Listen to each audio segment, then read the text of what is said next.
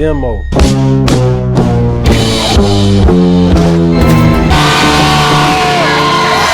The king in the north!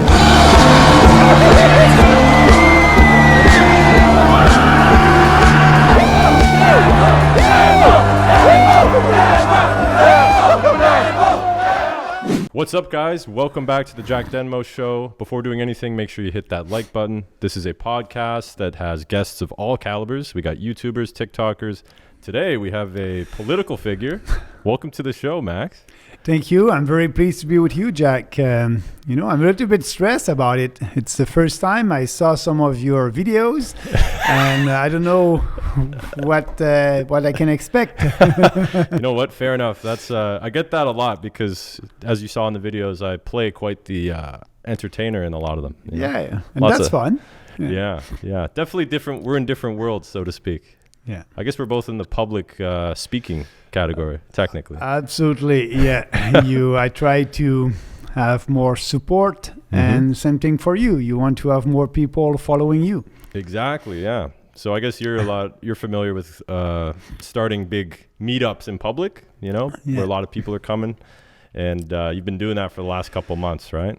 Yeah. We started the People's Party actually in 2018, and we had our first election in 2019, and the last one here in Canada last September. I think we did well for a new political party, 5% of the vote, and now we're supposed to be around 10% in the polls. So it's going well. We create it's a new movement, and we have a lot of support. And but my goal is I want that support to grow.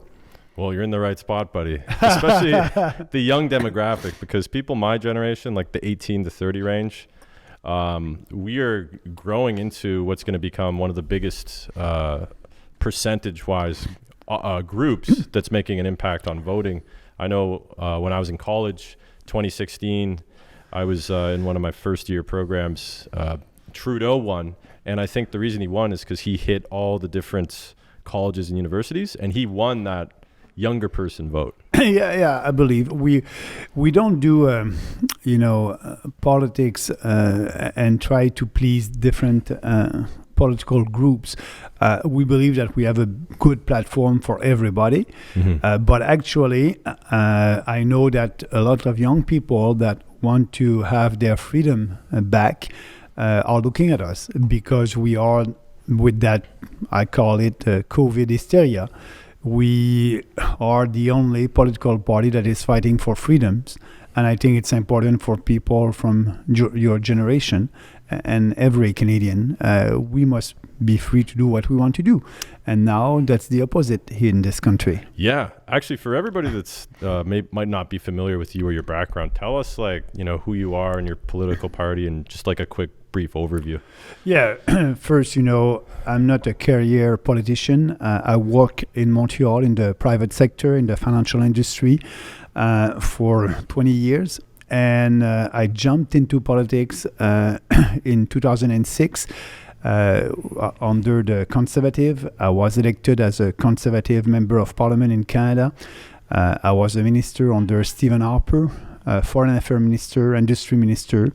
And in 2015, when Trudeau won the election and Harper didn't win, the Conservative Party of Canada had leadership contest, and I was one of them. I think we were at that time 8 or 10 candidates. I didn't win with 49% of the vote, based on a strong free market platform, and that platform was very popular.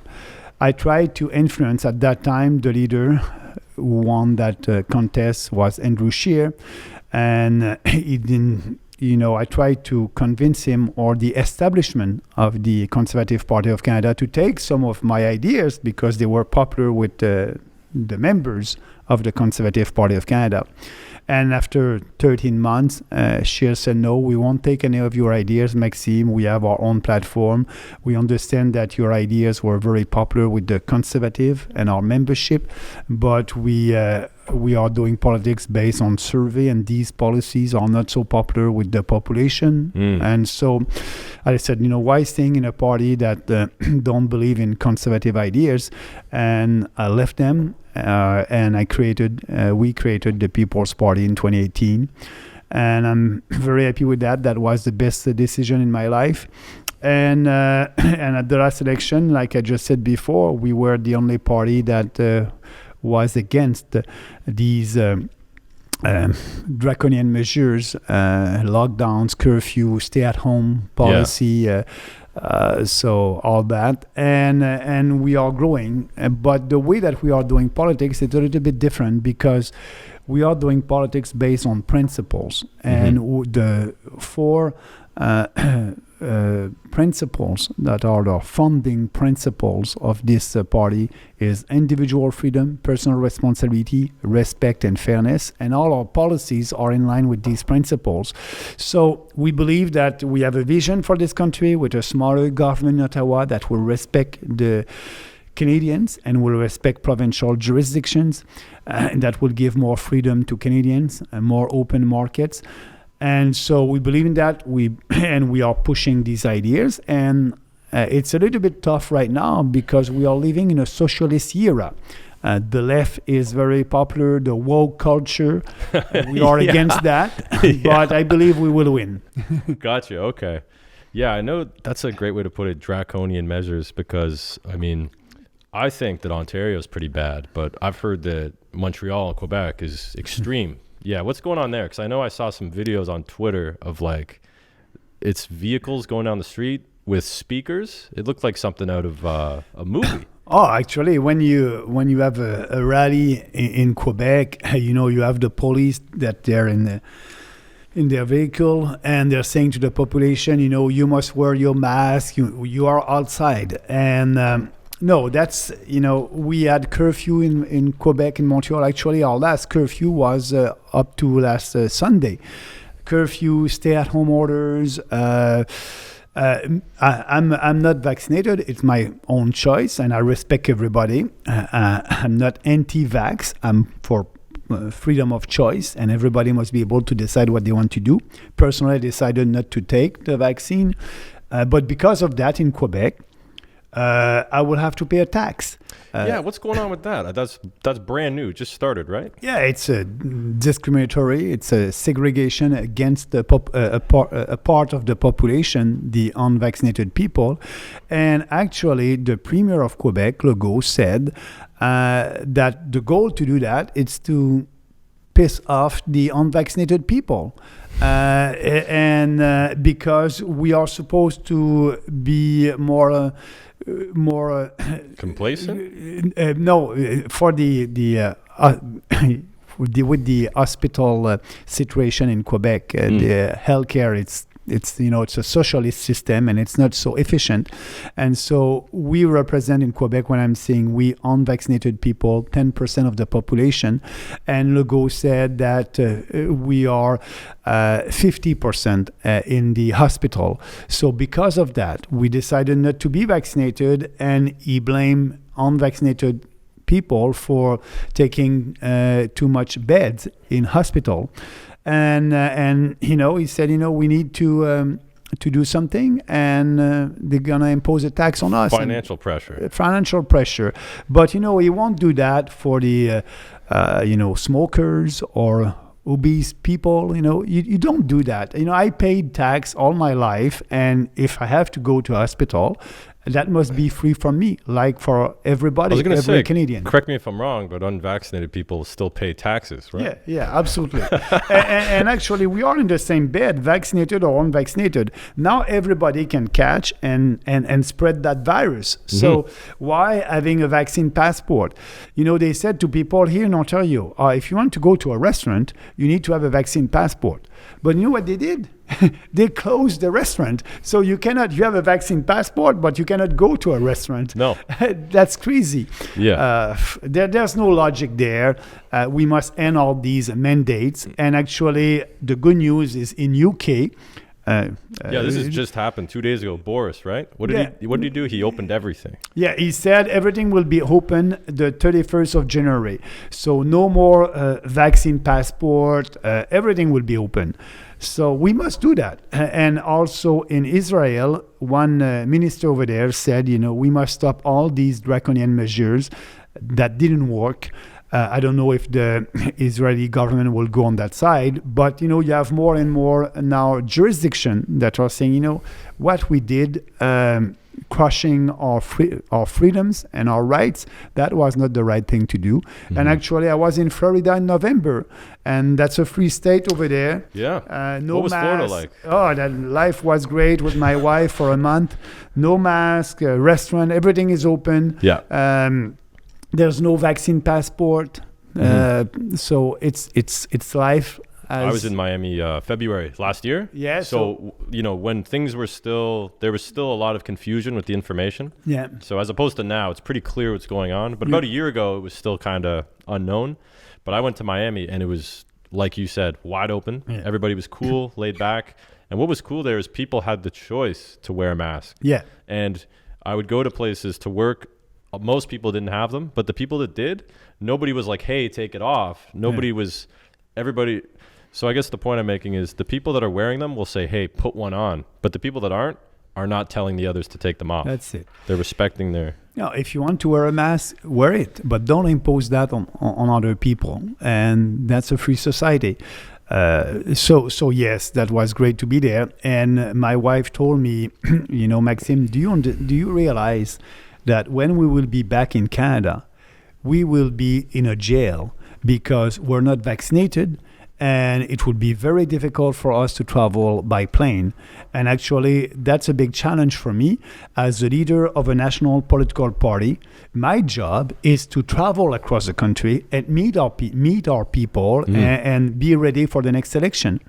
But I cannot travel by plane, and that's why I will sue the federal government for that. It's my constitutional right to be able to travel across this country.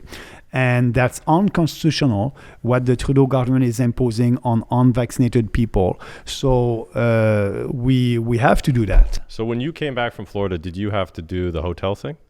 Or how did that work? Oh my God, yes. I had to do the quarantine for 10 days or 15 days, I don't remember.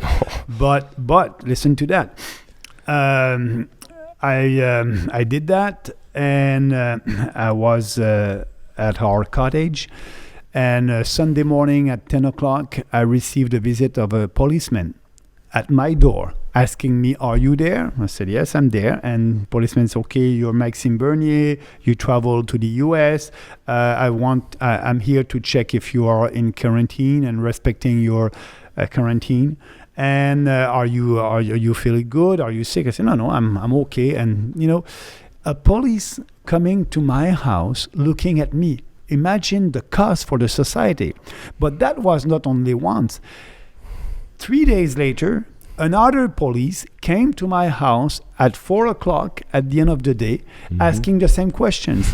They wanted to see, to be able to say, oh, Bernier, the leader of that party, does not respect the rules. Right. And they wanted to catch me. They were snooping, eh? Oh, absolutely. But I was there. It's crazy, It's. I did the same thing a year ago. I had to stay in the hotel for 3 days, and then I had to prove that I had a negative test to leave. And then once my test was negative, I called the front desk and I said, hey, my test is negative. And they're like, no problem. Just come down, show us. We'll let you leave. When I went down there, they didn't even check. They didn't even care. My friend came, picked me up. But then when I went to my house, same thing. Police came and visited me twice. Yeah. Yeah. Say in Canada, it's supposed to be a free country. That's why I said these authoritarian governments, and that's what we have in Canada right now. In Quebec and in Ontario, you are under the emergency orders. there's no emergency. There's after 2 years, there's no emergency. Yeah. But they keep that because that they are able to impose draconian measures, and that's why we are under an emergency situation in Canada. But there's no emergency. Who is Canada being influenced by? Like, you'd think that they would follow a lot of what America's doing, but do you think that they're going to follow suit of what the United Kingdom's doing? Well, first of all, I think they're looking at maybe the state of New York, because the state of New York was very. They put in place a lot of draconian measures, like here in Canada. They're looking at the international community. Don't forget, in the beginning of that crisis, almost every developed countries had very tough measures. Yeah. And so they were following that. Now the problem is, right now in Canada, we have politicians that are looking at the polls, and fear was very efficient. And when, for example, in Quebec, the Legault government did the first lockdown a year ago. During that lockdown and curfew, the population was asking for more curfew and more lockdown. So fear was very efficient. And so when you have 75% of the population that said, it's okay if I don't have my freedom anymore. Right. These politicians are not leaders. They're looking at the polls and they're imposing restrictions because it's okay, because a majority of the population said it's okay. But you need, when you are a leader of a party, to lead and to respect the Constitution. And I believe right now that we have more and more people that are fed up with that. And I say they're saying enough is enough. And now that's why I believe that in UK, now everything will be open the 31st of January, and I hope that will come to Canada. It's a battle to change the public opinion, and that's a battle that we are doing at the PPC. So when you have 20% of the population that will say enough is enough, these politicians will say, okay, I want to win my next election, and maybe I must change policies, and they will. Hey guys, we got an ad. Did you guys know that 1 in 4 men over the age of 25 experience erectile dysfunction? And obviously 2 in 3 men at some point in their lives go through hair loss. Well, it sucks, boys. A lot of us go through it, but we don't want to talk about it or tell anybody about it, but it is a reality. Fortunately, there are companies like MyRocky that allow you to get a prescription for something that would help prevent that hair loss or help you maintain erections. MyRocky offers Cialis, they offer Viagra. They also have hair solutions for you guys out there that are losing your hair. So a lot of this stuff is backed by actual science, and the guys that are running this company are actually doctors and pharmacists. If you guys are interested in learning more about these products or using my discount code to get yourself a nice little deal, go to myrocky.ca and use the discount code JD25 for 25% off your first order. Boner pills, hair care, grooming, and everything in between, guys. Cialis, Viagra, all the goodies. Keep your dick hard with Jack Denmo. So when you got into politics, that must have been like a wake up for you, how you essentially may be influenced to go with what everybody else wants you to do versus what's right. Is that something that happens to most people when they step into the political game? Like they go in thinking they're going to make change, but then they're like, wait a second, I have to do all this to continue to get the populist vote. What was that like for you? Yeah, actually, I decided to go in politics, and because I wanted a smarter government in Ottawa, I wanted for Canadians to have more freedom, and I had principles. I'll give you an example. I wrote a book on a flat tax before being in politics. I believe a flat tax at that time, I said 10% flat tax for everybody. So a little book, and when I jump into politics, journalists were asking me, Bernier, you wrote a book on a flat tax and you're with the Conservative Party of Canada and they don't have that on their platform. What will you do? Right. So I said, that's great. That's a good question. Yes, I believe in that. Yeah. And so what I did, I was a minister. So I spoke with the Prime Minister about that. He said, Maxime, there's a process. You need to go before our members in a convention and put that in a convention. And if our members are voting for a flat tax, we will put that in our platform. And if we win with that, we'll be able to implement a flat tax. So I was not able, and the membership of the Conservative Party at that time, in the beginning, didn't want a flat tax. So that's why. But what I said, it's when you have a civil servant that is coming with a new ideas or something like that, because I believe in freedom and less government intervention in our day-to-day life, I had a goal. If you have a policy and you want me to do something, my goal will be to be sure that we'll have more freedom and less government. The example, I did a big deregulation in the telecom industry when I was the Minister of Industry. A big reform, deregulation. Big monopoly in there, right? Yeah, I did the deregulation in the telecom industry. And that was very successful. So the civil servant in Ottawa wanted to control everything. I said, no. I believe in a free market. We must have more competition. If we have more competition, prices will go down. That will be good for Canadian consumers. So I was successful to do that. But I had a vision to have less government and more free markets, more freedom of choice. So that's my philosophy. And that's why the platform that I had during the leadership of the Conservative Party of Canada was based on these 4 principles, and that platform was very popular, 49% of the vote.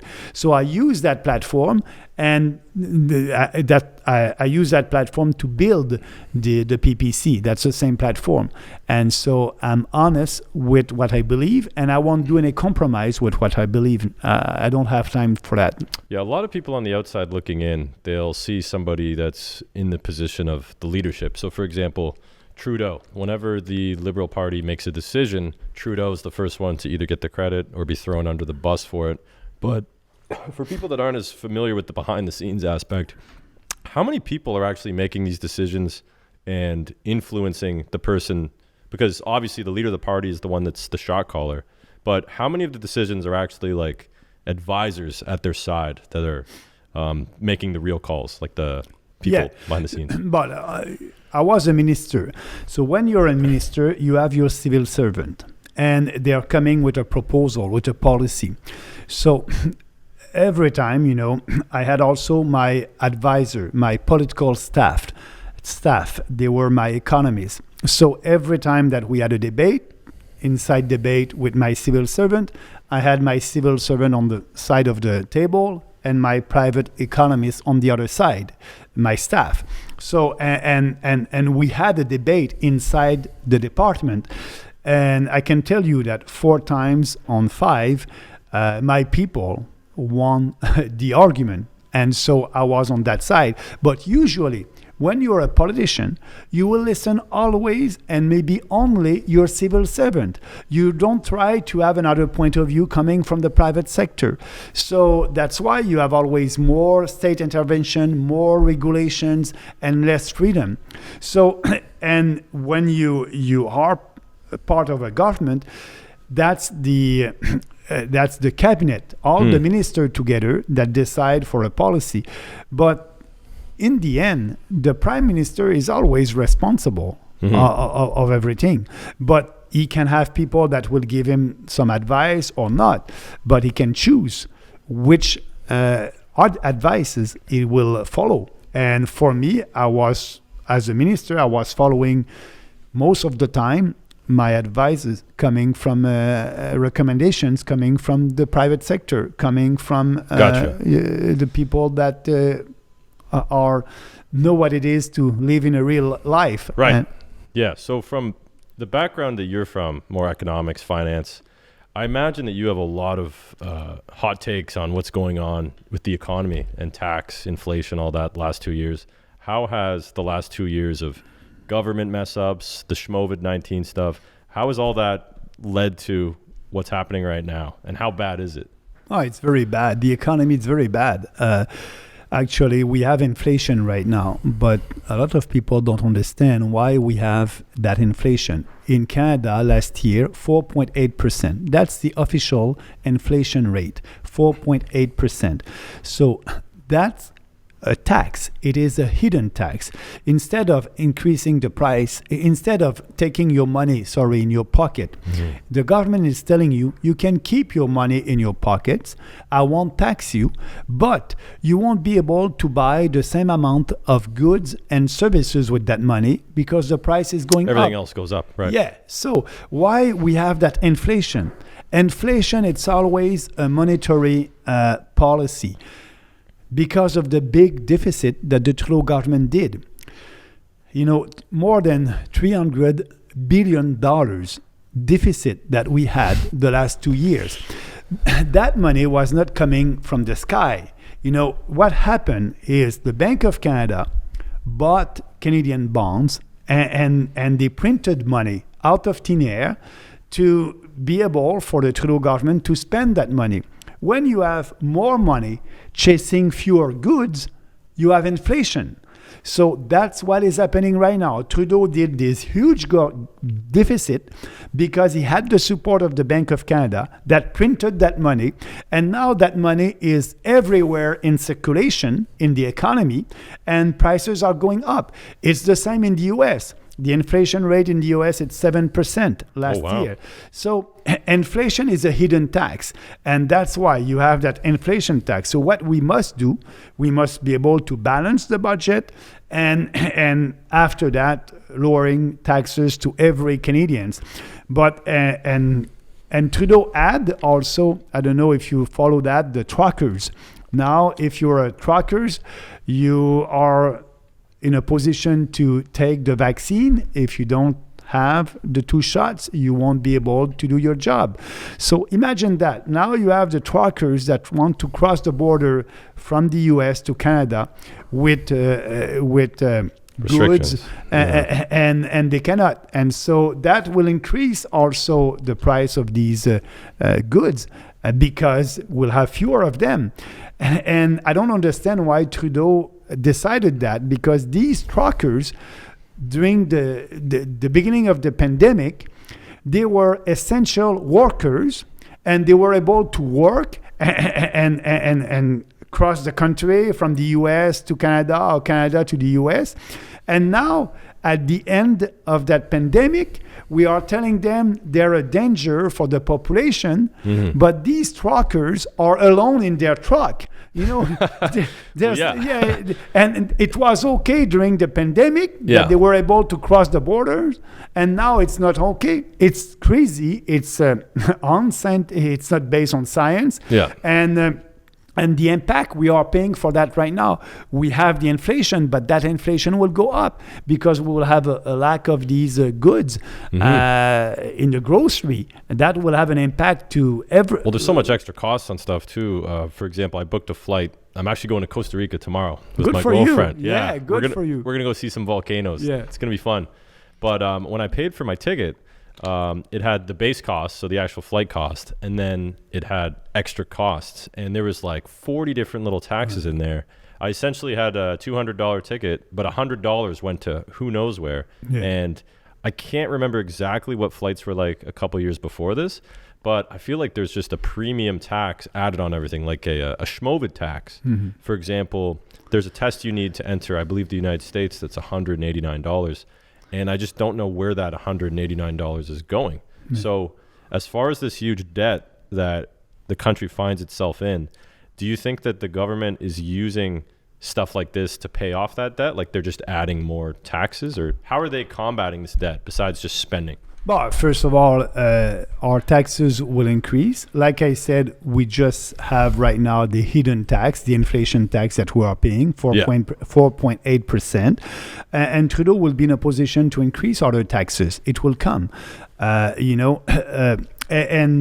the impact of that is our purchasing power. Our purchasing power is going down. Our standard of living is going down. So we cannot, it's not sustainable. These deficits are not sustainable. But these governments are looking at the short term. You want a new program? Oh yeah, okay, I'll draft a new program for you. You'll have more money. But we are always paying for that. And now the time is there to pay for these bills. But, like I said, the federal government has a huge deficit, but also corporations in Canada, they had a lot of debts. And individual Canadian also, they have a lot of debts. So if we put all that together, the future is not so bright. What do you think about the real estate bubble right now? What's going on with that? Well, you're right to say it's a real estate bubble. And we have a real estate bubble because of these artificially low interest rate. When you have an interest rate about 2-3%, you are fueling that bubble. Mm-hmm. In the US, they have the stock market bubble. In Canada, we have the real estate bubble. So to stop that, the Bank of Canada will have to increase the interest rate. But if they do that, like I said, the cost will be a lot of people can go bankrupt because they have huge debt. And so it's very difficult for the Bank of Canada to do that. And that's why we have that real estate bubble. And it's tough for your generation to buy a house or a condo. I think I saw a statistic. So for $1 million property in Toronto, which is not much, if you can get a property for under that, more so to the GTA, I think that you would need to have 20% down, so $200,000, and then you would need to have a partner, and then the two of you would have to have an $80,000 per year income. So you're looking at 20% down and $160,000 a year just to get a mortgage on a $1 million property, which a couple years ago would have been a $400,000 property. Absolutely. It's crazy. And so, but I said during the campaign, there's a couple of solutions for that. Foreign investment, right? What do you think about that? Because I feel like a lot of this money's coming in from other countries. Yeah, absolutely. So I'm open to foreign investment. That's great.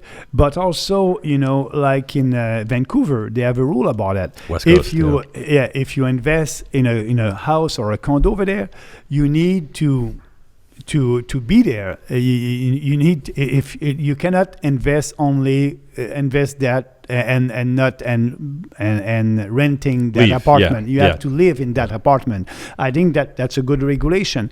There's other things that we can do. Immigration also. When you have 400,000 people that are coming to Canada, that's a pressure on the real estate market also. The prices will go up. Mm-hmm. So that's happening right now. So we have a solution: fewer immigrants and maximum of 150,000 a year. Economic immigrants, people that will come here and they will have a job and they will be part of our society. Now the big majority of our immigrants are reunification of family and refugees. So, we cannot save the planet. And so the immigration, we have to look at it. Mm-hmm. And if you have fewer immigrants, you'll be able, the pressure on the real estate market will be lower. Mm-hmm. The interest rate, like I said, must go up a little bit. And actually at the provincial and municipal level, there's some solution like they did in Vancouver. I'll say this too. When I was in Vancouver, I lived with a bunch of buddies. Yeah. And we rented out a big mansion, like 10 of us.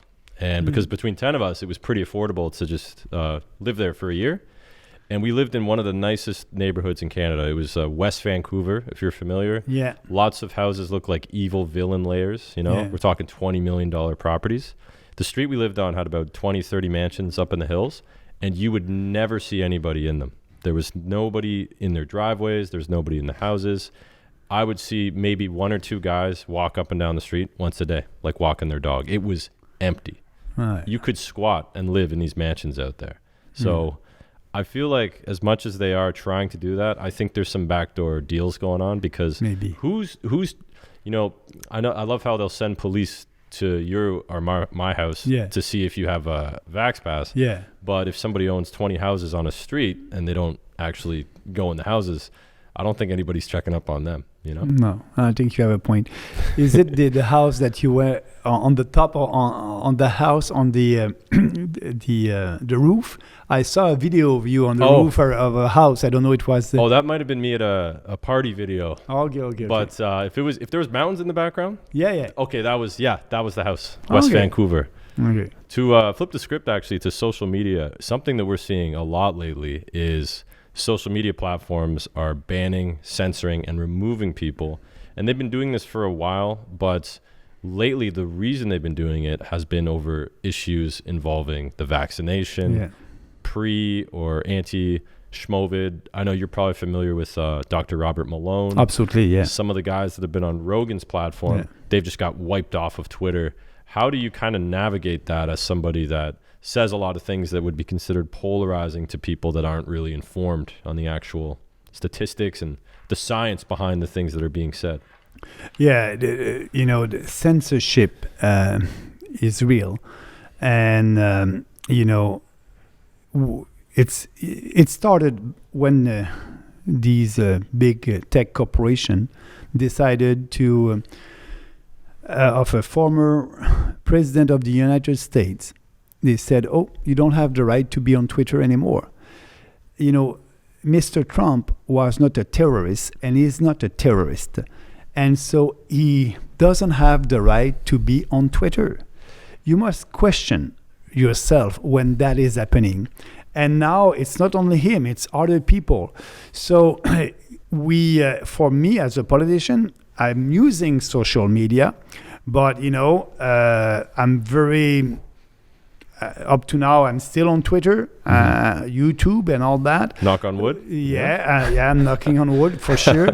But that's not the society that I want. And I know that Senator DeSantis in Florida said that we must pass a legislation in the U.S. to be sure, and maybe in Canada. We must question all that censorship. It's against our principles as a country. Mm-hmm. If you don't like what I'm saying, it's okay. Just don't listen to me and turn off your TV or turn off your radio station. Scroll away. Yeah, that's it. But I must have the right to speak. Now and the Trudeau government. Yeah, there was a recent bill, was there not? Yeah. What happened with that? Because I know something about...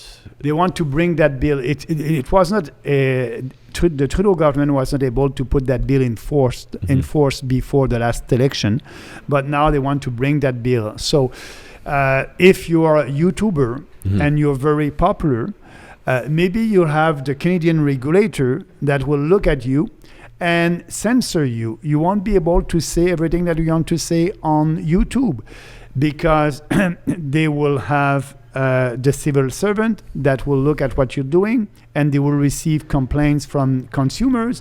And if you have a lot of complaints on a subject, they will be able to shut down your YouTube account. There's a big problem right now on social media where essentially the system is set up in the place where it's too much for them to manually review everything.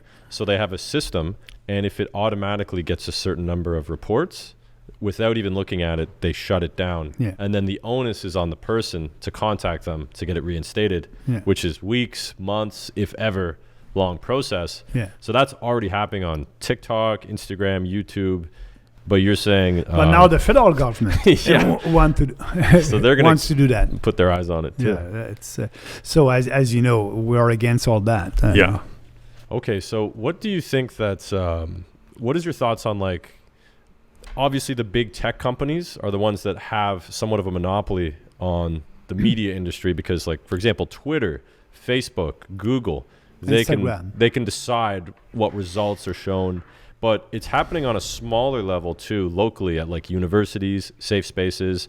I know you were supposed to speak at an event recently, but there was death threats on the people organizing the event in Toronto. So what are your thoughts on what's happening with all these universities and what used to be spaces for free speech, right, that are now turning into... controlled speech? Absolutely. I believe that Jordan Peterson was right in the beginning of all that. Now these universities are, they're activist leftists and they're promoting the woke culture. For me, if our position as a political party, if a university wants to have funding from the federal government, they will have to have a real free speech policy. If not, they won't have any funding from the federal government. I think it's something that we must do. But that woke culture is not only in university right now, in the mainstream media. These journalists at the CBC or CTV are not journalists anymore. They're activists, and you know, they're promoting their own philosophy, their own culture, their own woke culture, and that's why one of our position as a political party is to cut the funding of the CBC. You may know that, but CBC receive more than $1 billion a year from the taxpayers. I didn't know that. That's a lot of money, man. From the Canadian taxpayers. So we'll cut that, we'll save that money, and CBC will have to raise money from their viewers. And so that will be, if they're good, they will be able to be successful. If they're not good, so that's leaning more towards the free market, right? Yeah, if they're not good, they go bankrupt. That's it. What stuff do you think should be subsidized? Like, you know, education, maybe but education, it's meat production, like chicken, eggs. What do you think should be subsidized? Yeah, but I don't like subsidize. And so what I said, first of all, corporate welfare, we must end that. The federal government is giving more than $2 billion a year in subsidies to corporation. We must end that and have a flat tax for corporation.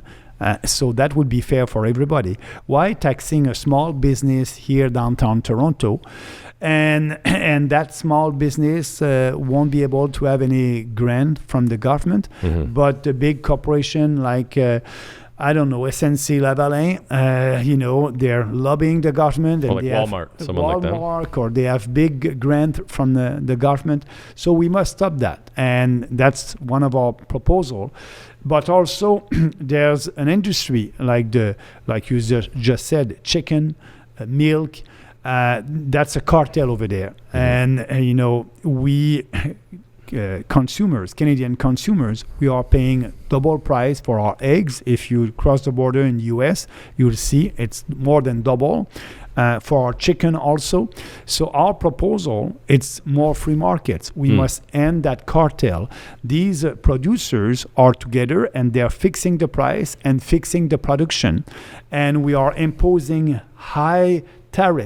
huge tariff for chicken and eggs and cheese coming from another country.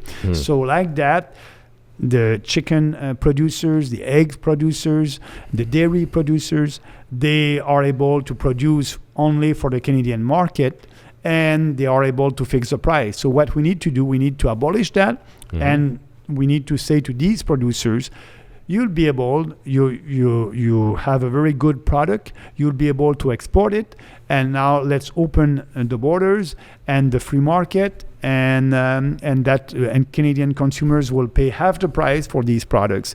So I don't like subsidize. I believe that the federal government must not be in that business, but for education. Right. And education, it's a provincial jurisdiction. So provinces can do what they want. But the federal government must not be there to interfere in provincial jurisdiction. We must respect the Constitution. So back to the censorship with platforms. I know you're saying that news stations are subsidized. One of the recent things I saw of you was on the Peterson podcast, because I'm a big Peterson fan. I met him a couple years ago. I snuck backstage into his events, and it was pretty funny. We got to talk for a minute. And but the context of me being there was I went to this really weird anarchist protest, and I took a piece of artwork that they made that painted him in a bad light, and I presented it to him, showed him. He thought it was good, but you said that he predicted everything. So like I remember seeing a little bit of stuff, clips that have been taken from his appearance on Joe Rogan a couple years ago, where he explains how a government will slowly introduce things to take over, and some examples from the past. So like what would be how would you describe that? Like what have governments done to do that, and what are your thoughts on like this process? What stage are they at? What's the overall intention? You know, break down, I guess, what he kind of said. No, I think he was right, and we can see right now with that COVID hysteria, the federal government and provincial governments did everything to control people. They impose more restrictions, but after COVID, they will find another excuse. And maybe that would be climate change. I don't know, lockdown for climate change. I don't want to live in a society like that. But yeah, it's right, the woke culture. And, you know, for me, and politicians are buying that. What they're doing, they're pandering to every special interest group. They're pandering to for example, for a Canadian, a Chinese Canadian, they call it Chinese Canadian. For me, a Canadian is a Canadian, but Right. they want to have a special program for Chinese Canadian. You want to celebrate the Chinese New Year, we'll give you a subsidies for that. For me, I will cut that. If they want to celebrate the Chinese New Year, that must come from them. We must promote and celebrate what unite us, not what divide us. And they will come in our country. They can do what they want. I will respect that. But I don't think it's the role of the federal government to finance and give grant to everything. The federal government must be there to promote our culture, our way of life. And if they want, they're free to do it. If they want to celebrate the Chinese year, they're free to do it. So, but these politicians are pandering to every special interest group, and that's why we have a bigger and bigger and a bigger government. And for me, I don't do politics like that. You're not a Chinese Canadian. You're a Canadian. That's it. I don't Right. care if you're coming from China or Ukraine or another country. You're here. You're a Canadian. You're welcome. And we don't need to do anything special for you. Yeah, I've noticed there was a lot of, because I remember at the time, 2016, like I was saying, Peterson, he got in a lot of heat because there were some laws being passed about gender pronouns. And if my God, yeah. Yeah, so what happened there? What was all that about? Well, actually, I must admit that I did a mistake. I was in Parliament at that time, and I voted for that bill. Really? I voted for that bill, and one of my friend called me and said, Maxime, why did you vote for that? I said, I've been explained, and they told me that it's okay, blah, blah. No, you must speak with Jordan Peterson.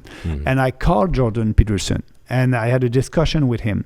And now I realize that, I did a big mistake.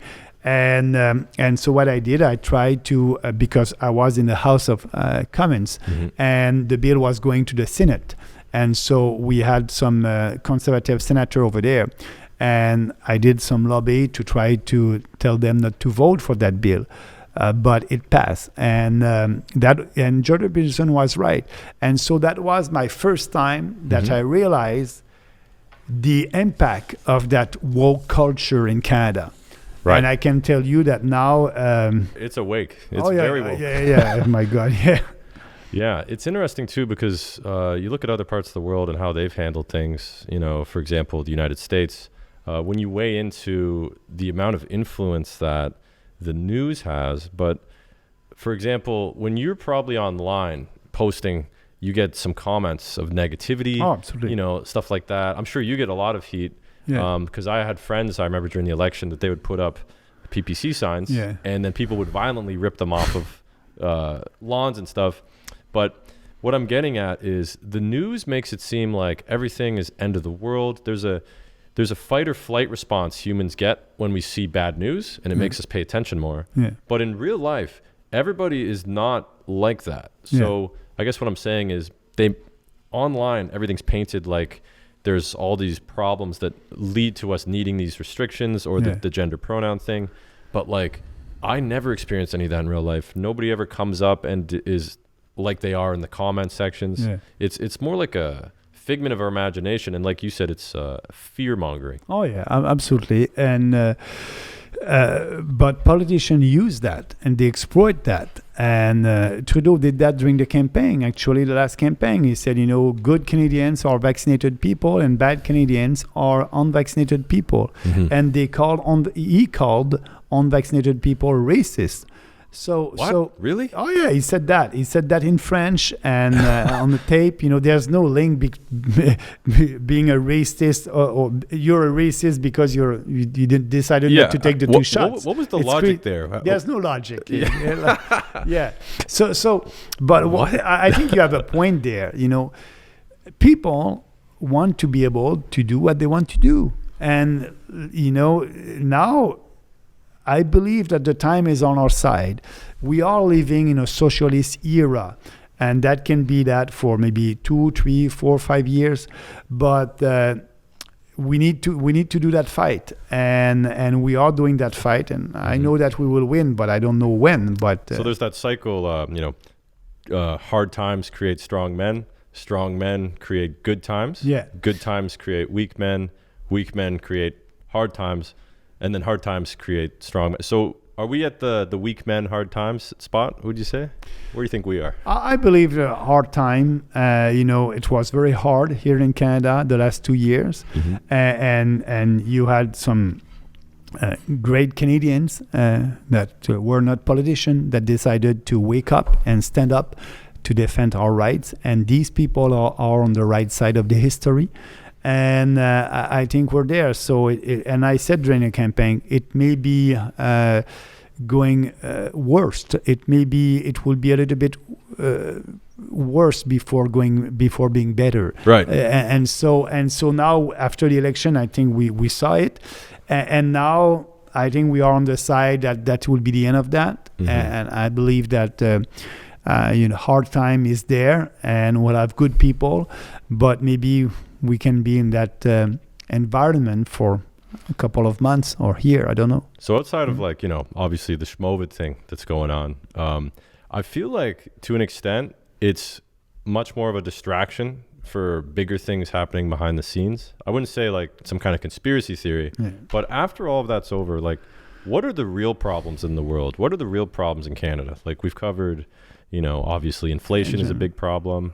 And then the standard of living. Right. But do you think there's would there ever be another war over resources, something like that? Because I know Canada has a lot of fresh water. I know that there's a lot of countries that are developing, there's like the weird countries like North Korea that are doing some stuff behind the scenes. What are the bigger problems in the world that are being put in the background because of the Shmovid? But every country has its own challenges, and I believe that here in Canada, it's the healthcare system. We know right now that a socialist healthcare system is not working. We are putting a lot of money there, and that's not efficient. We need to change that. We need to have more private delivery in healthcare.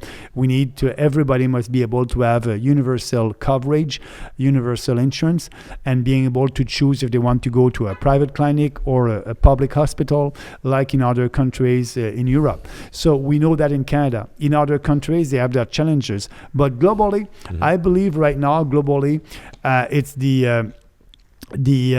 emergence of China as a superpower and Russia that can have an impact. Yeah, those are the three big ones: U.S., China, Russia. Yeah, and now China,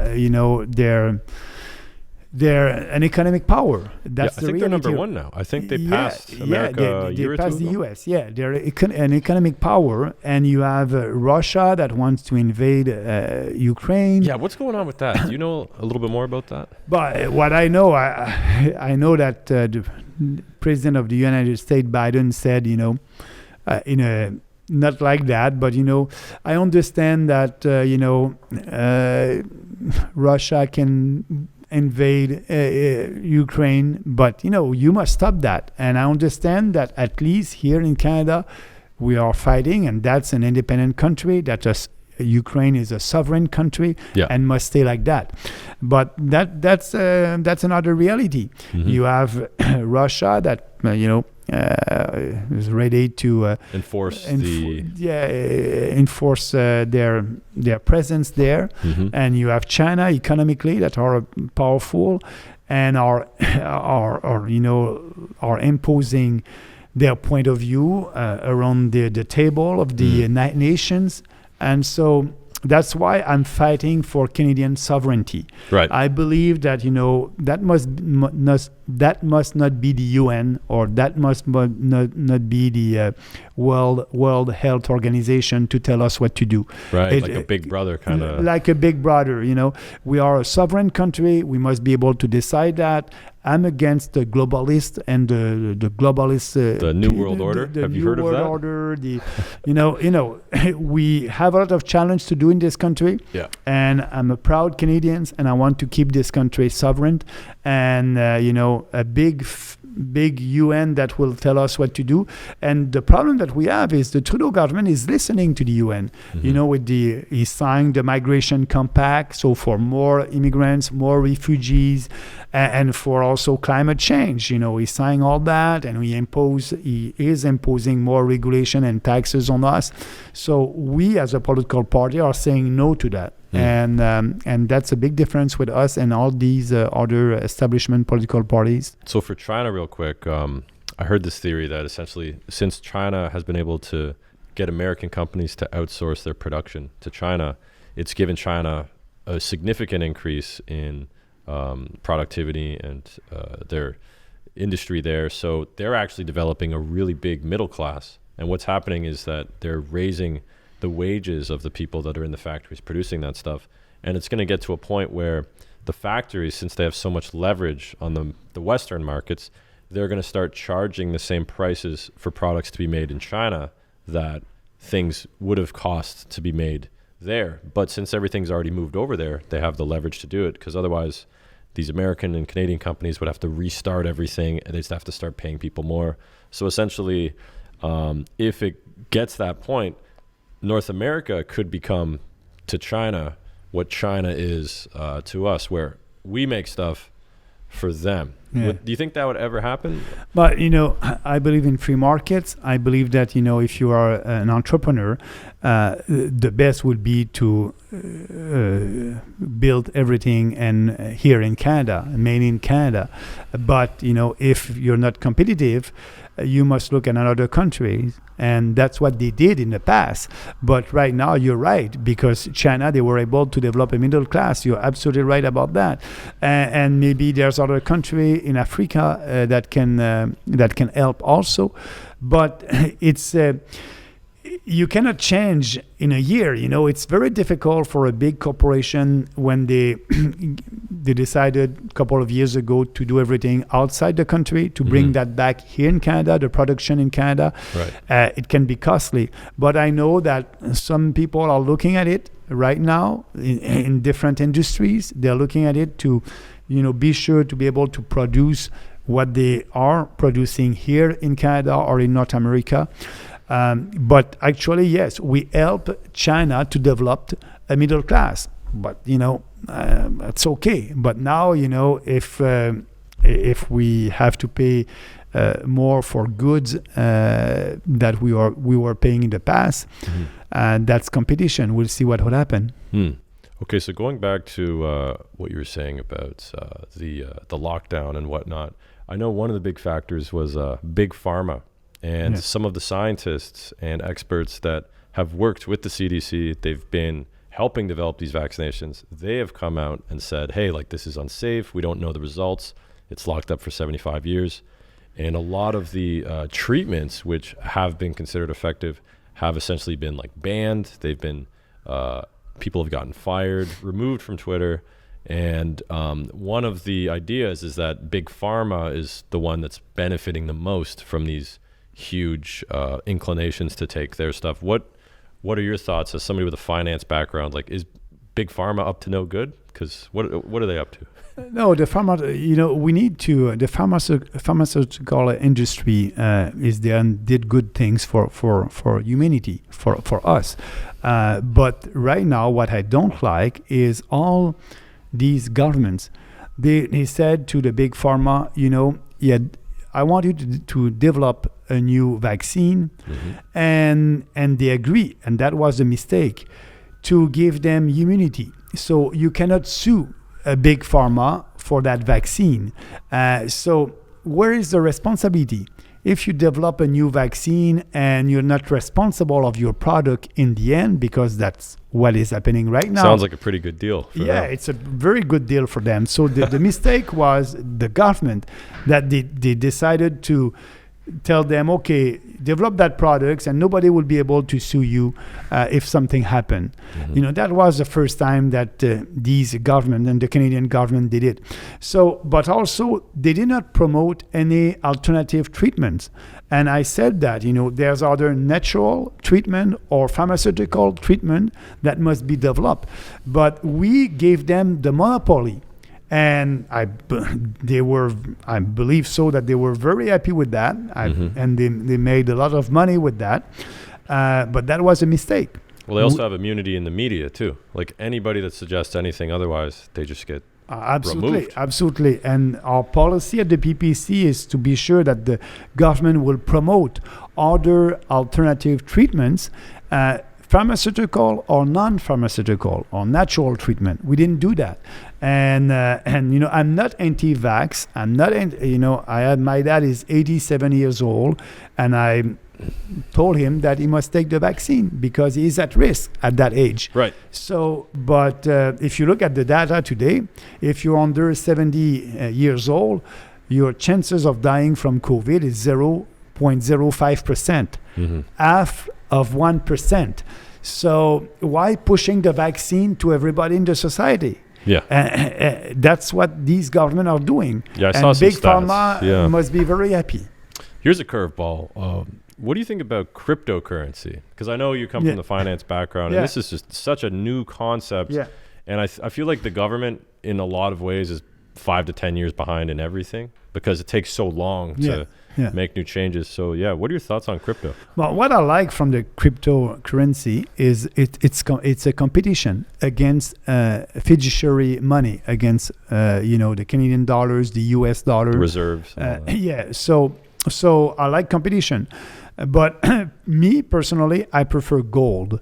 I believe that gold is money, and when you have the Fed and the Bank of Canada creating money, out of thin air like they did, they are devaluating the value of our money, and they are creating inflation. And yes, crypto is there, but my fear is I believe that these authoritarian governments will do everything to stop that competition. They will impose more regulations because, a big fat government doesn't like competition, and the cryptocurrencies are competition to their fiat money. And so I'm very happy that Canadian consumers and everybody can invest in cryptocurrencies, and they have a choice now. There's the fiat money, U.S., Canada, and all these that they're printing money. Dollars. And, the dollars, the Canadian dollars, and the U.S. dollars, and the cryptocurrency. So I'm not against it, and I don't want the government to impose more regulations. And yes, it's coming from the market. And yes, you're right. The market is very. The government is behind the market right now, and that's good. But my fear is the government will do, the federal government or the U.S. government, everything to stop the development. Without giving them advice, what are your predictions for how they would do that to start to restrict? But I believe that will be the Bank of Canada and the Fed in the U.S. that will impose more regulations on transaction. That can be more difficult for you to do a transaction. And I don't know, but they will come with some regulation that will try to stop the development and of cryptocurrencies. And also, I believe that they will try to develop their own cryptocurrencies. Oh, really? And so, but like privatized. Or but it's a good thing that we have a competition in Canada, and not only in Canada but everywhere against the fiat money. Yeah, so I guess you said you backed gold, so you're probably familiar with Peter Schiff. And, Peter Schiff. I know him, and actually, yes, personally, I invest personally in gold stocks, but Peter Schiff, I agree with what he's saying. He's a very good economist, and actually, he was an advisor for Ron Paul when Ron Paul was. Of course, you like Ron Paul. Yeah. I had the privilege to have a dinner with him in Ottawa a long time ago. What do you think of his son? Do you think he's doing? I like him. Oh yeah, he's doing a good job. Asking the real question to what's his name at the CDC. Fauci. Thank you. Yeah. So you probably see, I guess in the States, because I see clips online of Rand Paul just roasting people in the rooms there. I don't know if it says filmed as much in Canada, but you've probably seen some absolute wars go on in the House of Commons, eh? Like heated debates, fun stuff like that. Yeah, actually, yes, and that's why I want to go back in the House as soon as possible. Our goal is to be able to have a lot of candidates that will be elected at the next general election. But when I was in the House at the question period, and you have the opportunity to ask the questions and to have the person in front of you, and you can ask the real questions. And usually that person won't answer your questions, but at least you have the video and everybody can see it. Right. Yeah, Rand Paul is doing a good job about it. What are your thoughts on, because I guess, to kind of bring it back to us, I've been trying to get you on here for a while, but it's not a TV station. It's not like a big news network. Yeah. And, not to expose you, but you walked right over here. And I feel like most of these bigger politicians, they have SUVs, they have a whole army of goons with them. And I think that a lot of them would never come onto a platform like this unless they had the question in advance. Yeah, because these, I had them on my phone, but I didn't want to be disrespectful and pull up my phone. So I wrote them here. Right. But do you think that more people in positions like you, for example, the Trudeaus, the Jagmeet Singhs of the world. No, they don't. First of all, for them, why coming here? They have the mainstream media, and they control the mainstream media. So they have a way to reach to the population. But for me, I will do an interview with the CBC. I know that the CBC didn't like me, but if and we try to do, I did a press conference in Ottawa the day that we launched our campaign, the last election in September. And I said, okay, that was the first day, the first Sunday. Yeah. Trudeau launched the election, and after that he did his press conference at 10 o'clock. O'Toole did a press conference at 1 o'clock. I said, I'll do my press conference around 3. So mainstream journalists would be able to come to our press conference. So I was very surprised. They came. We had about 10 journalists in the room. I delivered my speech in English and in French, 20 minutes in English, 20 minutes in French. And after that, I answered questions. I was surprised. I had a lot of questions for the journalists, and I was answering questions for about 35 minutes. After the press, and tough one from the mainstream media, and that's okay, But after I said to my team, oh, that's great. We'll have a very good coverage. They were very interested. They asked questions and blah, blah. The day after, nothing in the news, nothing on TV, nothing in the newspapers. No, all these journalists went back to their editorial board and they said, we won't cover Bernier. No, we won't print anything. Yeah. So what I'm telling you is these establishment politicians, they have the mainstream media that will cover them, and they don't have to come here, and it's too dangerous for them to come here because controversial, that's the right word, controversial for them, if you ask a question, and they will ask to see all the questions before. I didn't ask to see your questions before, but they will ask for that. So there's no upside for them to come here. And for me, I'll be here, I'll be in other social media, and I'll be with the mainstream media, and I will never ask for the questions in advance. I will ask for the subject, what will be the subject of our discussion, and that's it.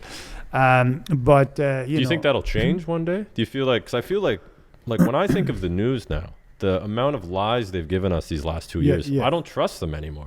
I would be more inclined to trust somebody like Jordan Peterson or Joe Rogan, because they have a simple podcast. And that's why they're dying. That's why, the National Post, the Global Mail, La Presse in Quebec, they were able to survive because of all that money coming from the COVID-19 ad campaign from these government. When the Quebec government spent more than $250 million since the beginning of that crisis for the last 2 years in ad, I call that propaganda. And that was a huge subsidies for these mainstream traditional media. So if they don't have the support of the government, that will be very tough for them. So I believe that the future, it's more in a social media and other media. So you'd probably agree, NDP, Liberals, they want to keep that train going. The Conservative Party obviously isn't as conservative as it once was, but do they probably lean more towards the idea of smaller government, less propaganda, less media influence? But that's what I thought. But that's why I left them. I said the Conservative Party of Canada is morally and intellectually corrupt because they're not conservative anymore. Look, there's on every major policies in this country, Aaron O'Toole is in agreement with Justin Trudeau. Climate change. O'Toole said that he want to impose a carbon tax during his campaign for the leadership of the Conservative Party of Canada. He was lying to the Conservative members, and now he said, I will impose a carbon tax. On COVID, Aaron O'Toole was always there. And he said, yes, he voted for that, and he was not on the street with me. And no, now because, more population is coming on our side, he's saying, what he said, we must not normalize lockdowns. He's not able to say that I'm against lockdowns because it's not so popular right now. So he wants to be in the middle, and he said we must not normalize lockdowns. So the Conservative Party of Canada was not there the last 2 years. They were not the opposition. If you're a conservative, you believe in a balanced budget usually. O'Toole said, no, I won't balance the budget. I will do deficit for the next 10 years. And like Trudeau. So they're the same on a lot of very important issues. That's why I left and I created the People's Party of Canada, because the only goal of Aaron O'Toole is to be in government. And the way to do that is to please more people. And he is looking at the polls. And like I said, we are in a socialist era. And more people are socialists right now than free marketers, freedom people, freedom fighters. So he wants to have their support. That's why he was silent during the COVID hysteria and all these lockdowns and draconian measures, because 70% of the population were in favor of that. He didn't want to be against them. So he's doing politics based on survey, and now we are in a socialist era, so he is a leftist, and that won't change. So Aaron O'Toole or Justin Trudeau in government, that would be the same for me. Just look at their policies. So usually in the past, yes, the Conservative Party was more free market, balancing the budget. We did that around, when I was a Conservative with Harper. We balanced the budget. We were able to have a reform with more competition, with my deregulation reform in telecom. But now, they don't have any principle. So we got the Conservatives covered. What are your thoughts on, I guess for Ontario, like Doug Ford? What are your thoughts on how he's been handling stuff? Because from what I understand, he's not conservative. He's kind of independent, but he is in the people's or people's choice. I don't know. What are your thoughts on how he's handling? Yeah. First of all, I don't want to interfere in provincial politics, but I cannot tell you that I agree with what he did during the COVID crisis. Lockdowns, curfew, and all that. No, I'm against that, and not only Doug Ford, but if you look at all the premiers in Canada, like Alberta, I think Alberta, Quebec, and so they were a conservative government, and he told you, and he told to people in Ontario, Ford, that it'll be a conservative, and the platform was very different. But when he was elected, he's governing like a leftist, and but we'll see what will happen. I think you'll have an election in Ontario this spring. And what about NDP? Because they're always like they're in that weird area where they're not. It's always usually liberal versus conservative. NDP though, I know like Jagmeet Singh's very popular among the younger demographic. Like, what's going on with that party? Yeah, I understand that he is very popular on social media. But what I'm telling you, and I'm telling your people, go and read his platform. It's great to be able to dance on social media and to laugh and things like that. But you will elect a prime minister, and look at his platform. And what he wants, it's more socialism in this country, more government control over your life. Yeah, he's a nice guy. But, he said that I was a racist. For why? I don't know why, because he doesn't want to debate. And so, look at his policies. And for me, that's why the Trudeau government is able to stay in power, because he has the support of the NDP. Right. So the leftist liberals with the leftist NDPs. So do you think that there's, because I know, like, for example, there's some kind of weird control by the media, and they determine who gets to debate on TV, who doesn't. I was supposed to be there. Yeah, what happened? I was there at the first time, the first election in 2019, our first 2019, yes, our first 2019, sorry, the 2019 election, our first election, a new political party, the PPC. I was on stage, and I did that debate. But the last election, last September, they said, that party is not so popular, so we won't allow Bernier to be there. And, they said... They let the Green Party go there, though. Yeah, they let we beat the Green Party. We had 5% of the vote, and the Green Party only 2%. So, but they put a new rule before that campaign, and they said the leader must be at 4% in the polls, or must have 4% the last election. And when they did that, they looked at a couple of polls, and they said, the average Bernier is around 3.8%.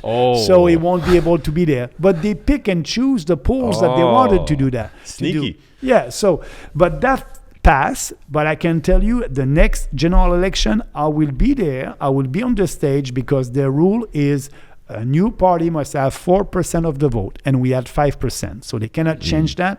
We're going to be there. We're going to do that debate, and that will be very interesting, because all your questions about the Liberals, the NDP, the Conservative, we'll have a debate now, because you have the PPC that will have a very different position, and all these establishment political parties they will say about the same, and we will be able to actually, for us to reach to more people, and that's important, and we want to grow. Well, yeah, I mean, call them out. None of them are willing to debate you. No, I will, and I will have fun. I can tell you that. Yeah, I think it'd be crazy, because I remember Trump, when he was going head to head with Biden, he said, look, I would love to do a 3 or 4 hour debate, have someone like Joe Rogan be the mediator, get a big platform that is just very free form.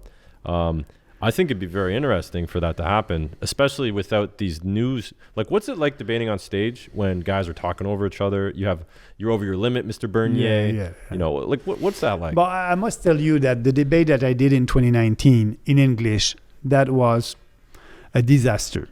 Everybody was you didn't have any moderator. But the debate that I did in French, we had a good moderator at that election, and I was able to explain our point of view, and without any interference from other leaders. So we had a good moderator, but in English we had a very bad moderator.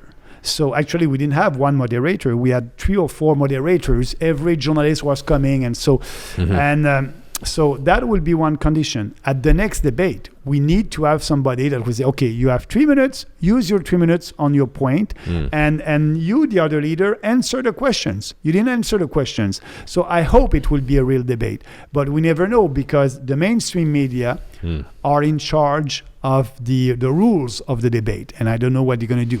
Yeah, it seems like there has to be some kind of technical solution where, like, there's a countdown, there's a buzzer, and kind of like in boxing, as soon as the round ends, there's a ding ding. Yeah. But what they could do is cut the mics, or when someone else is speaking, mute it. Yeah, we had that actually. When I was there, the debate, you had the clock over there, and you know that. So your time was running. But what they didn't do, they didn't shut down our mic. Mute the other people. Yeah, they didn't mute us. So everybody was speaking. So why having the time in front of you if you don't respect that? Right. Okay, so what are your predictions for like the next 2 months? This is probably going to come out within the next couple of days. But so just for, I guess, historical purposes, it's January 21st. What do you think is going to happen next month? And, I guess, what advice would you give to Doug Ford for Ontario, the other guys representing individual provinces. What advice would you give for Trudeau? Reopen everything. And don't wait to have a majority of people that will be on your side. Reopen everything. You, traditional establishment politicians, if you do that, you'll know that the population will come on your side because they will enjoy to have their freedom back. And that's very important. And I believe that the pressure will be very high on them, on the premiers and on the Prime Minister of Canada, because other jurisdictions, other countries are reopening the economy and they're saying, no more COVID hysteria. And so, answering your question, I believe that in the next couple of months, this spring, I hope that in Canada, we will be in a free country. But I don't take anything for granted. That's why I'll be on the street, freedom rallies and protesting and being out there.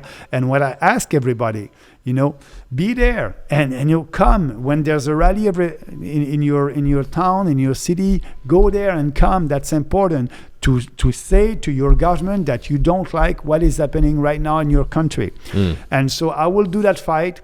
And as you may know, I went in jail in Manitoba because I was in a park at a rally with our people having a discussion over there. That authoritarian government put me in jail for 12 hours. So I can tell you, I'm ready to be back in jail to fight for our freedoms. Nice. I will never stop that fight, and I believe that we will win that fight, I hope, before the summer. Damn, you got me fired up. That's big. Thanks. Man, what else do I got to say? I guess just some interesting stuff about being a politician in general, because you've been behind the scenes in front of the camera for a while. Like, do all these politicians ever call each other and hang out, have beers? Like, do Trudeau and Jagmeet ever go and play tennis? Any stuff like that, I had in 2006. I had a dinner with Bob Rae, myself, and Jim Flaherty. Jim Flaherty was the finance minister. I was the industry minister, and Bob Rae was the leader of the Liberal Party of Canada at that time. We had a dinner together. A friendly dinner, it was not planned. We were at the same place, and we said, "Yeah, come at our table and have a lunch." But usually, they don't speak. Usually, they don't speak. They do their things, but that was a nice dinner. There's also proxies, eh? Everybody has to kind of keep an image. Yeah, but also they don't trust each other. Oh, right. So I think yeah. it's more the trust. Yeah. But we had a nice discussion, Jim Flaherty, myself, with Bob Rae at that time. But not on policies, Bob Rae, what he did in Ontario, he bankrupted the province when he was Premier of Ontario. But personally, he's a good guy, and we had that.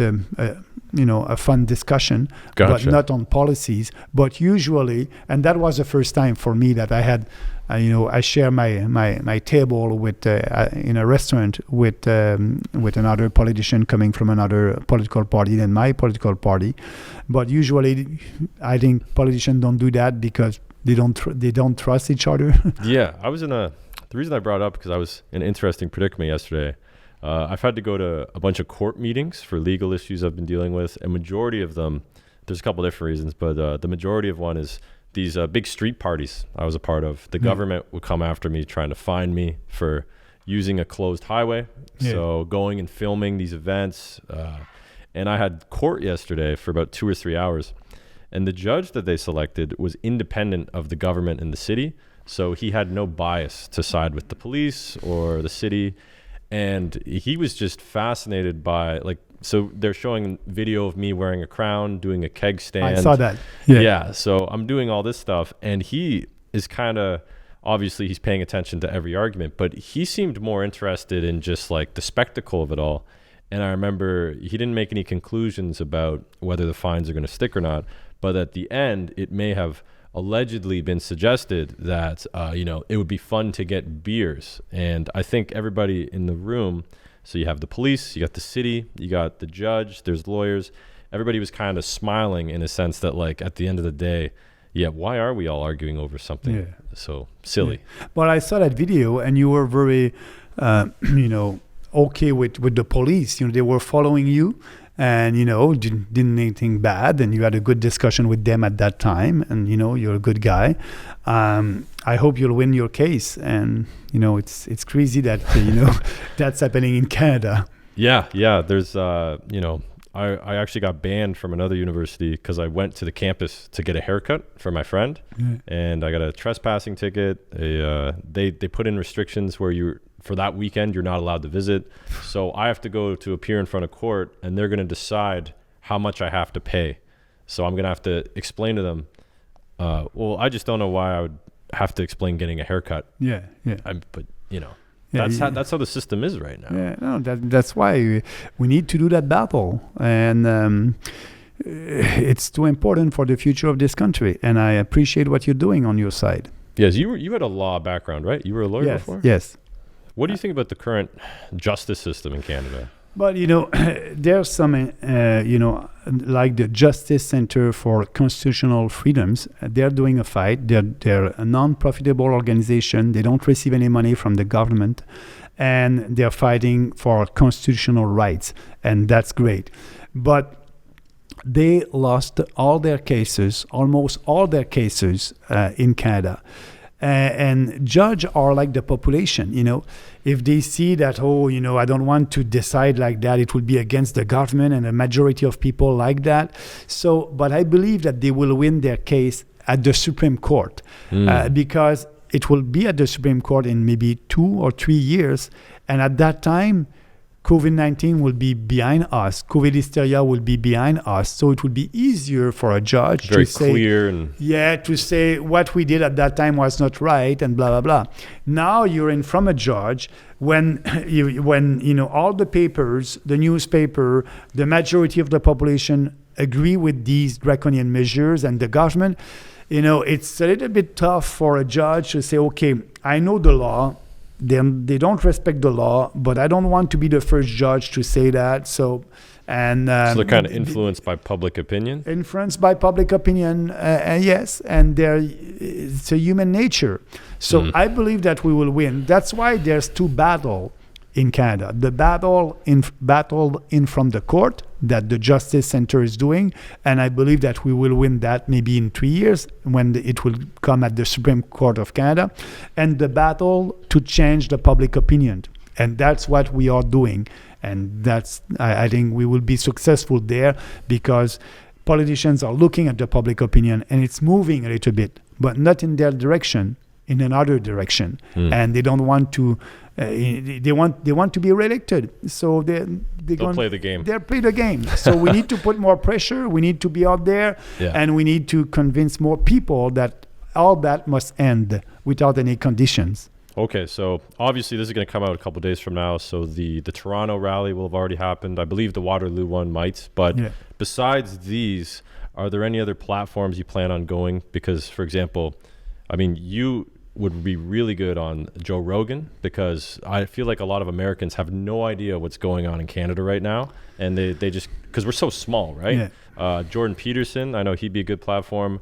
Entrepreneurs in Cars, Rich Cooper, he's another Toronto-based area. Like, what are your media plans? Because I feel like with Twitter the way it is, any day now. Absolutely. So I was with Dave Rubin, I don't know, a year ago or 2 years ago, and that was I think a very good interview that we did together. And I hope I can be with Joe Rogan, but I will ask you and your viewers and your people to write to him and tell him that there's another politician in Canada that is very different than the other establishment politicians. I would like to be there, but my goal is every time that I have somebody on social media that is interested to have me on his show, I'm available. So how much longer are you in Canada? Are you going to stick around for a while? In the challenge that I have, I'm in Montreal, and now I can just travel by car because I don't have the vaccine. Oh, right, yeah. I won't take the 2 shots, and I don't have the vaccine passport. So that's a little bit of a challenge. But I can be in Toronto, I can be in Montreal, we'll see what we can do if I can travel across the country during the springtime and to do a kind of a rally across the country by car. We'll see. This is much better than the Zoom. Zoom's okay, but this is always the best. No. I prefer to be in person. Actually, when I did the Dave Rubin, he said, you're in Ottawa, we can do that by Zoom and things like that. I said, no, I need to be in person. I'll go there.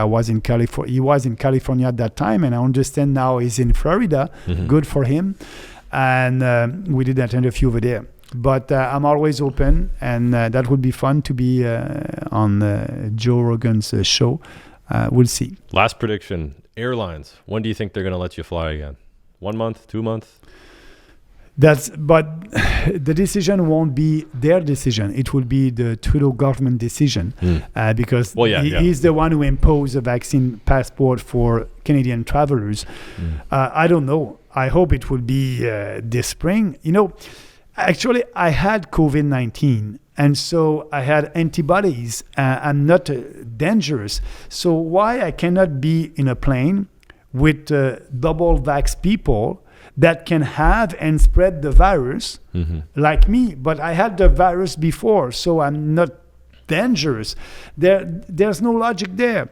And I hope that the Trudeau government will change that policy as soon as possible, because there's no scientific reason for me not to be on a plane when everybody can catch and spread that virus. Well, they say that there's a couple exceptions. From what I understand, Native Canadians, so I have some buddies that are Aboriginal, apparently they can freely cross the border regardless of vaccination status. I know there might be some religious exemptions for churches staying open, but there's also the medical exemption. Surely, wouldn't it be possible for people to get an exemption if they've already had Shmovid? Yeah. And then be able to fly? That seems like it would make a lot of sense, right? Absolutely. In Europe, they recognize the natural immunity. Mm-hmm. I have a natural immunity. And actually, I did a blood test, and I have antibodies. So leave me alone. But here in Canada, they don't want to recognize natural immunity. Right. That's a challenge. Okay. And in, I guess, 1 minute or less, advice for Trudeau. Open it up. What else? Just resign. All right, Maxime Bernier, guys. People's Party, PPC. Just look for the purple one. Twitter, Instagram. Hopefully soon on some bigger platforms when they open up the flights and the borders. And man, thanks for coming on. That was fun, because usually I'm just trying to start out getting into the more scholarly guests, because like you said, I have that reputation. And I think it stresses out a lot of people for coming on. But I want to have more scholarly, educated, maybe not political, but, experts of their fields come on. So, thanks for coming on. Thank you very much. That was fun. I appreciated that. Okay, guys, hit the like button, subscribe, and see you next week. Join the Discord too. And, whoever you guys want to see come on this, and whoever you want to see Bernie Boy here go on, then drop it in the comments below. See ya.